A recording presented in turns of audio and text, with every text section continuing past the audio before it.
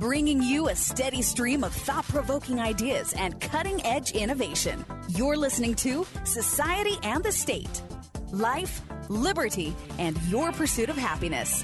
Now, your hosts, Connor Boyack and Brian Hyde. Hello, everyone. Welcome to episode 58. What is sure to be a fun conversation, a controversial title, no doubt. Brian, are we really going to try and argue that there should be no such thing as speed limits? Yeah, I think we probably need some kind of a disclaimer right up front here that neither Connor nor myself are going to be advocating for steering with your feet, driving 85 through a school zone, drinking a beer, and throwing trash out the sunroof. But we are going to call into question those magic numbers that we see on signs alongside the road known as the speed limit and the purpose that it allegedly serves versus the purpose it actually serves. And I suppose while we're in the mood for disclaimers, I'll add one of my own, and that is I've got a lead foot. I have a decent number of speeding tickets to my name over the years. I've attended, quote, traffic school, this open book online joke of a, learning experience many a time. So I'm very well versed in this process and this idea. So this will be a fun conversation. This is one of the reasons why I thought this would be a fun conversation for us, because people who know Connor, they joke around, they know about his lead foot, but there's actually a very good learning opportunity for us here in terms of the laws that we live under. And the speed limit is probably one of the best examples of a law which we're told and which a lot of people reflexively obey because it's for our safety. But is it really? I have to add a very quick tangent before we dive into that question, only to say that since I purchased my radar detector, I've not gotten a single speeding ticket. And when I got this thing and explained it to my 8-year-old boy, he says, "But Dad, that's like cheating." And I said, no, it's really not. So we've had a fun conversation. But that really gets to the heart of this thing. Am I doing something wrong? Are you, dear listener, many of you are probably driving while you're listening to this right now. All around you are people exceeding this arbitrary limit. If the posted sign says 45 and you're going 48 or 51, you're on the freeway. Where I live, the speed at which most travelers are driving on the freeway, the flow, is usually 5 to 10 miles per hour in excess of the posted limit, and that's common. That's not at all out of the question. Does that? Oh no, I think that's absolutely right. Right. So the question becomes, if everyone is violating this law, are we all criminals? Right? Like, are we all doing something wrong? In the debate over medical cannabis, which we're pushing here in Utah, our entire point, the entire branding is #patients, not criminals. And it's to say, look, these sympathetic, innocent, sick people should not be automatically turned into felons. They shouldn't be criminals just because they possess and use cannabis. I think it's the same here. Look around you as you drive. Is everyone there a, quote, criminal? Are people doing things that are wrong? And Brian, to push back here, maybe give you an opportunity to respond to the devil's advocate here. Some people, maybe not many, I don't know, but sure, many people would say, yes, everyone is doing something wrong. My father-in-law will not drive in excess of the speed limit. It drives me bonkers. I cannot drive or be a passenger in his car. So there are people who would say it is wrong to exceed the speed limit. Yes, you are violating the law. You are a criminal. Is that argument incorrect? In the sense that, is it illegal? Yes, they're correct.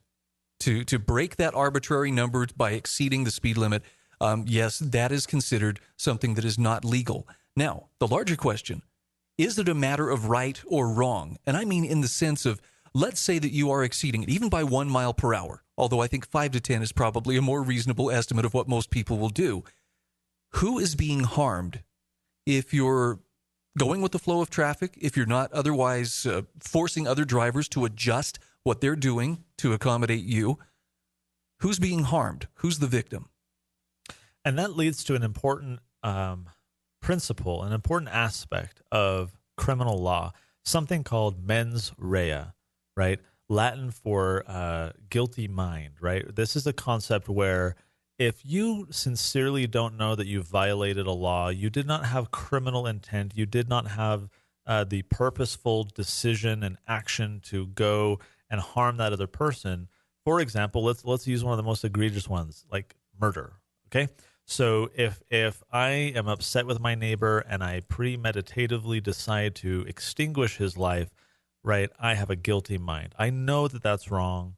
I've taken concrete steps to proceed in that direction. I know what I'm doing is an inherently wrong thing, and I still decide to do it. That is satisfies mens rea. I do have criminal intent, and therefore can be charged with and convicted of murder.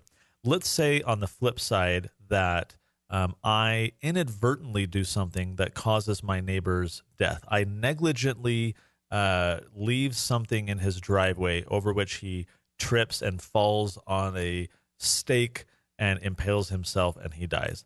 I did not intend for that to happen. I did not have a criminal mind. The mens rea requirement was not satisfied. However, I could be charged with negligent, manslaughter, negligent homicide, different levels that have lesser punishments because it is recognized in the law by the courts that mindset was not there, that intent was not there.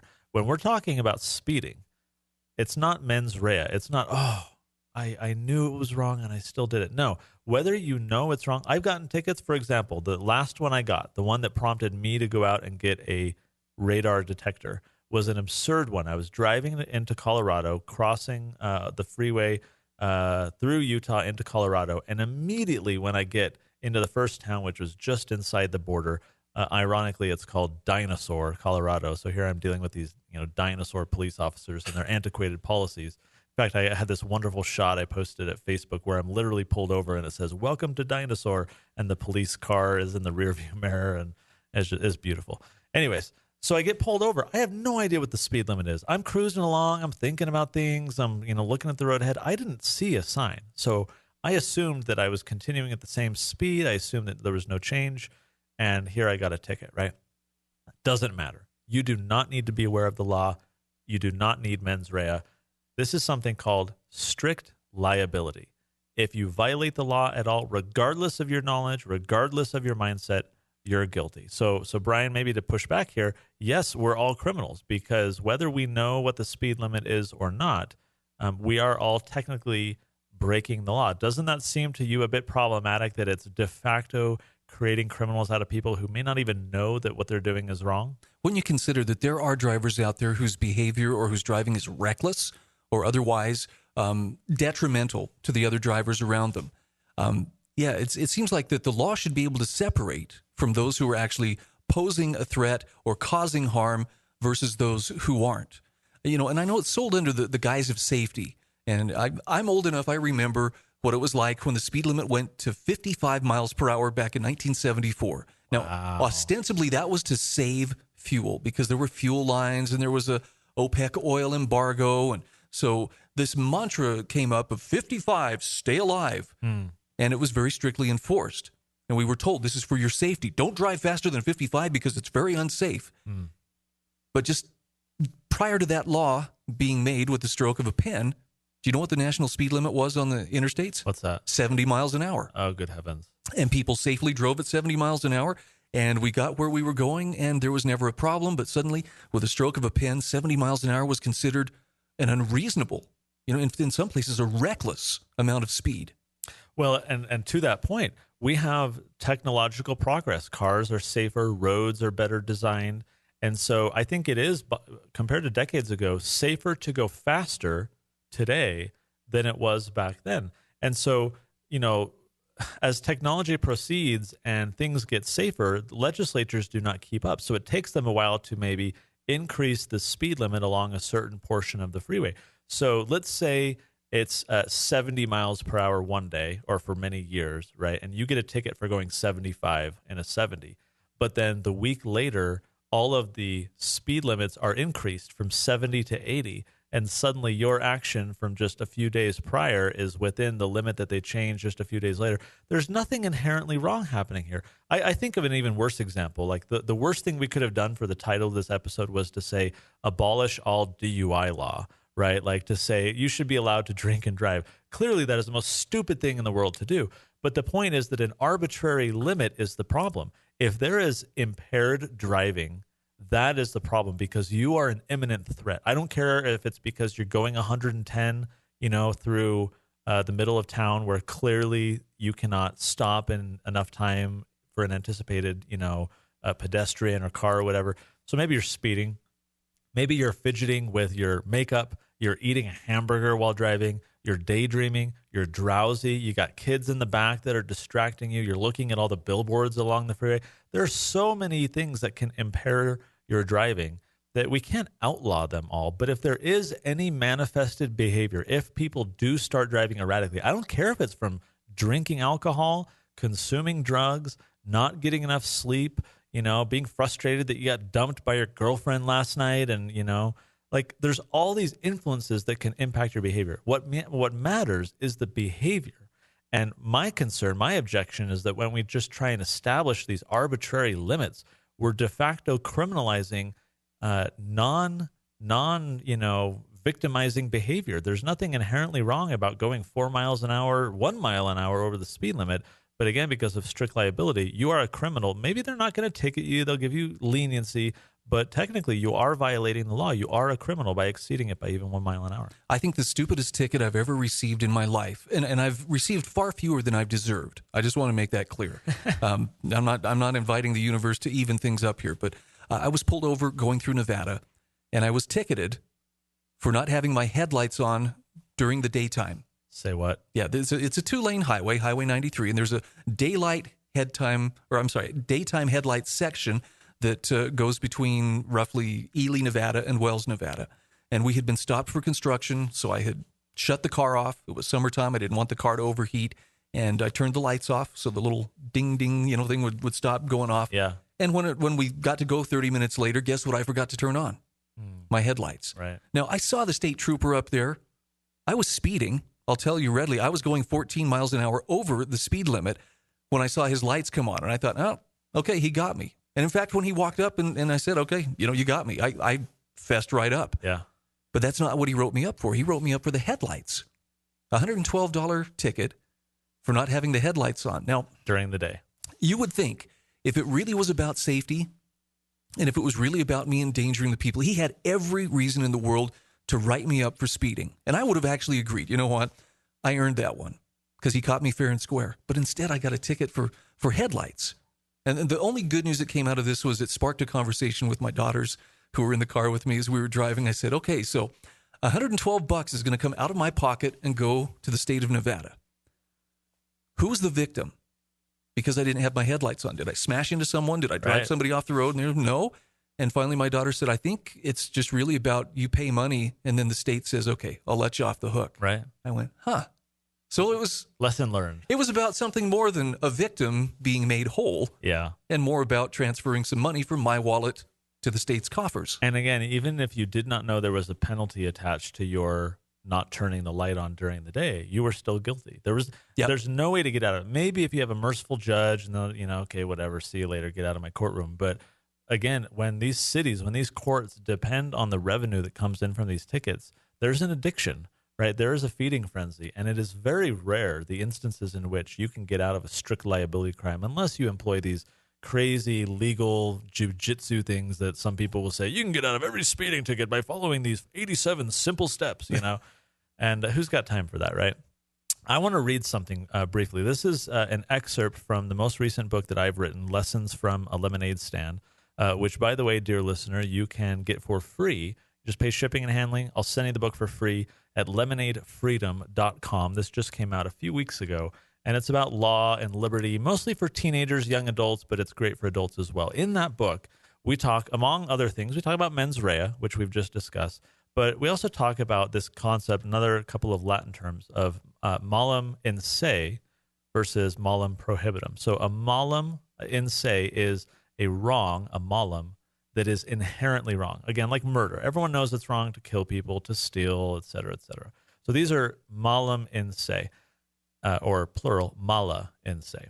Now, for malum prohibitum, what that means, it is wrong merely because it is prohibited. And this speeding example, exceeding the speed limit, is a perfect illustration of a malum prohibitum.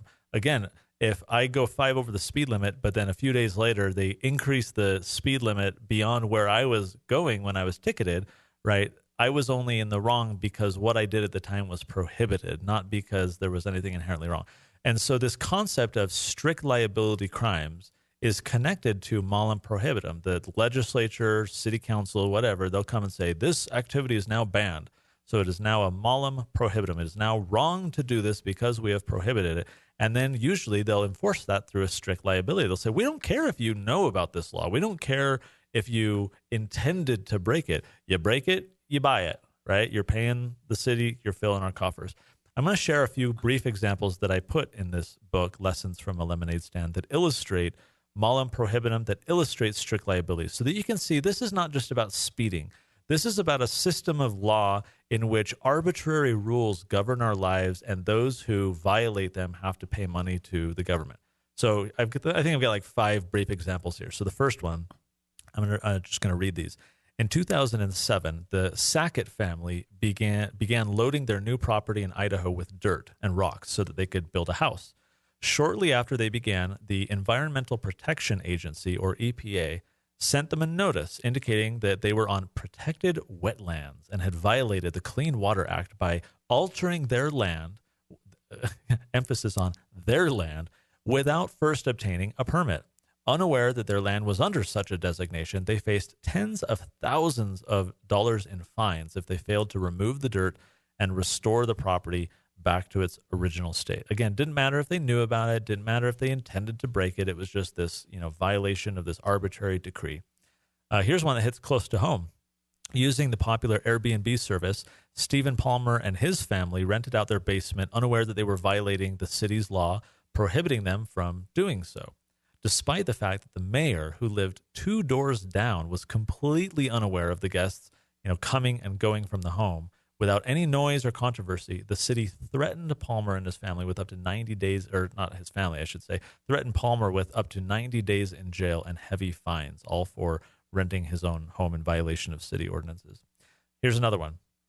Robert Eldridge was a fisherman, and he accidentally trapped a humpback whale in his fishing net near Cape Cod in 2008. He wasn't able to untangle the net, but by cutting the fishing line, Eldridge freed the whale, which swam away.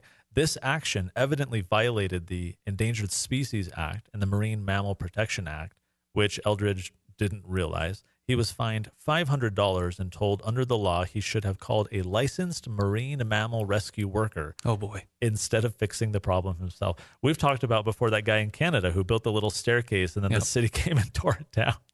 This is so absurd. All right, 2 more. Maisha Jofield, a single mom, took a relaxing bath one evening after putting her 5-year-old daughter to sleep. After the bath, she checked on her daughter, but the girl was missing. She frantically searched the apartment, couldn't find her, and then the police showed up. The young girl had gone across the street to her great-grandmother's house, a place she knew she could go in an emergency, but police officers charged Jofield with, quote, endangering the welfare of a child, and placed her in jail. The girl was temporarily put in foster care. Dang. Last one. In a hurry to catch a bus one morning, this kind of gets to the speeding example a little bit, but with a twist, a little bit different. In a hurry to catch a bus one morning in 2010, Oregon resident Scott Miller crossed the street in the middle of the block, not at a designated crosswalk. An observant law enforcement officer detained Miller, began to handcuff him, and tackled him to the ground. Miller was arrested, held at the precinct for 30 minutes, and given a ticket for jaywalking. Needless to say, he missed his bus.